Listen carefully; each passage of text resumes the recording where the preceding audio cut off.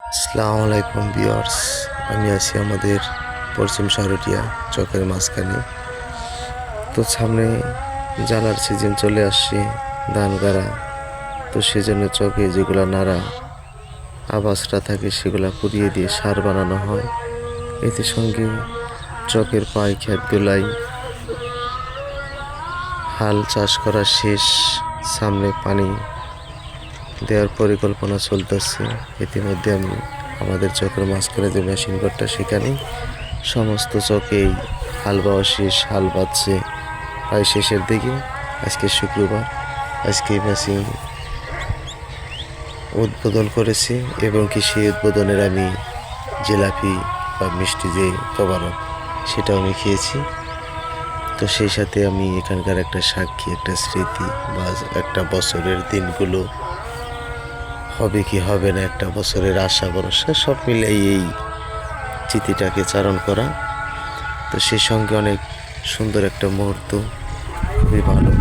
চারপাশের দৃশ্যগুলো অনেক সুন্দর, চোখে অনেক লোক আছে, অনেকজন আছে, সব জায়গায় ইতিমধ্যে আজান দিয়ে ফেলেছি। যদি আমি অনেক কিছু দেখাইতে চেয়েছিলাম,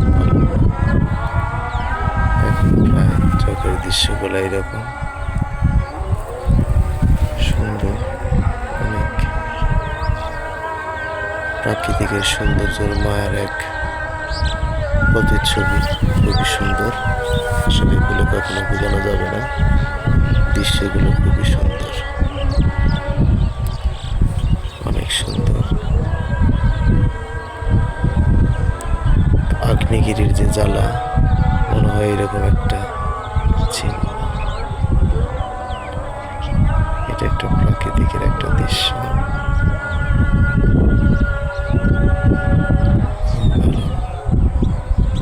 অস্বাভাবিক সুন্দর। যদিও আমি আমাদের এলাকার মেশিন চকের একদম মাঝখান,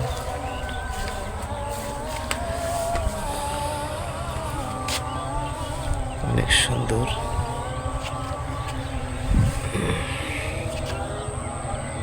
অনেক সুন্দর। চারদিকে একদম চারটা পাশ, একদম চোখের মাঝখানে আমি পুরো আপনাদের এরিয়াটাকে দেখাই।